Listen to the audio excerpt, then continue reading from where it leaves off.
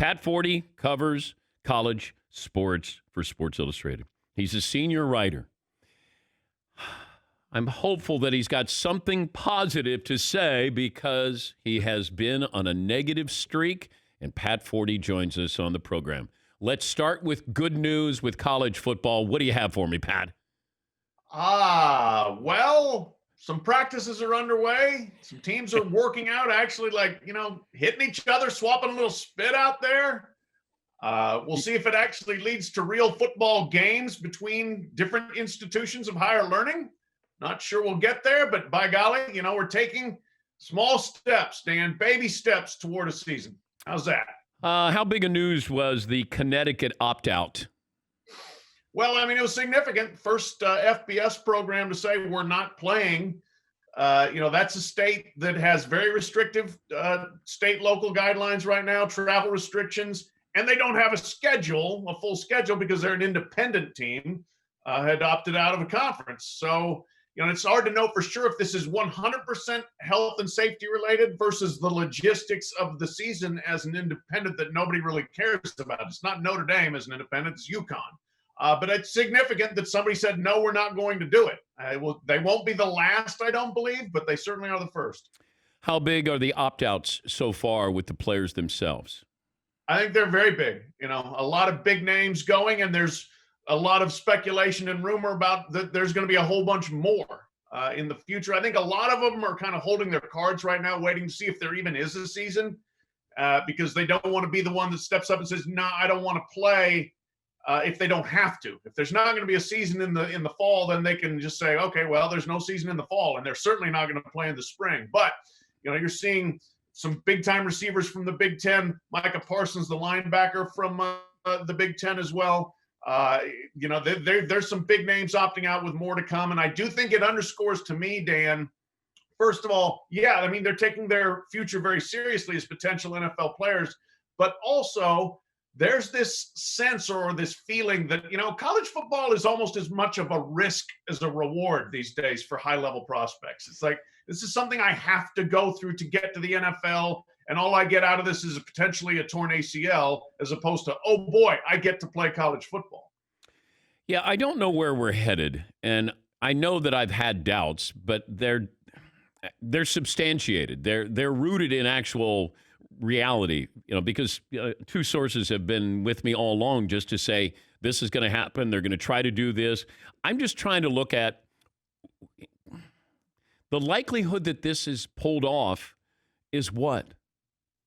I think the likelihood that we start is 50-50. The likelihood that we finish is 10-90, I would say, or 20-80. I just think that there's a lot of things that could go wrong. And when they do, I think you're going to see administrators start getting a little bit squeamish and backing off. And I think, if there's going to be a lot of certain segment on campuses and in the general public that are like, why are we doing this? Or why is just FBS football doing this when everybody else is going the other way and saying we shouldn't play? And I think the answer comes down to they want the money, they need the money. And that answer may not go over very well with some people. Pat Forde covers college athletics for Sports Illustrated, their senior writer joining us, Dan Patrick Show. Also, CBSSports.com came out with an article yesterday that talked about the NCAA, as far as basketball goes, may try to bubble their teams. I don't know the possibility of doing something like that. Obviously, you have less players and staff that you would have to quarantine or bubble. The likelihood we could see a college basketball season that closely resembles what we have in Orlando is what? Ooh, I think it's going to be tough to pull off. I can understand the theory, that maybe you bring, half of a conference into Indianapolis if you're the Big Ten or something, or Chicago, and you have, you play games for round the clock or 12 hours a day for 4 days or whatever, and get in as many games as you can, something like that.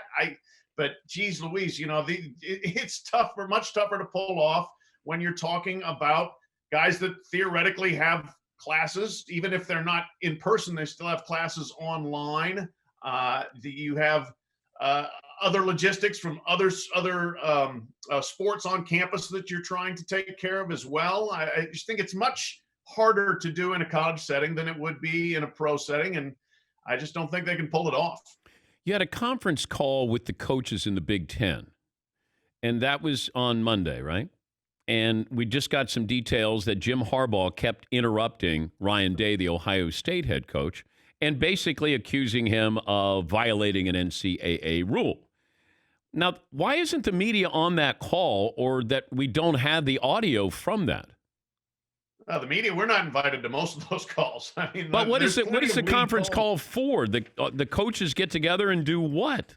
I don't know. Probably talk about, how many positive tests do you guys have? How many do you guys have? That sort of thing. But there's calls going on basically all day, every day in some of these leagues that we hear nothing about. But we certainly heard about this one. It was pretty good, I got to say. It's so good. I said earlier in the show, Harbaugh wins the spring.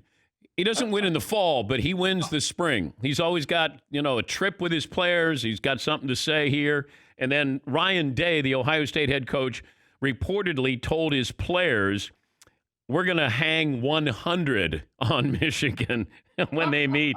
That's at Ohio State. And the last time they were there, they could have easily put up 80 on him that day. They put up 63 or whatever. They could have put 80 if they wanted to. Oh, they could. That's the thing. Harbaugh better get his points now, because he's not going to get enough of them in the fall in October when they play. So this is what we want out of Ohio State, Michigan, right? It's just absolute hatred. And if Ryan Day can run it up on him, hey, look out. He just might. Hey, good to talk to you, Pat. Have a good weekend, and let me know if you ever have any good news to talk about with college football. I'll try to be positive next week. All right. That's Pat Forde. Covers college athletics for Sports Illustrated.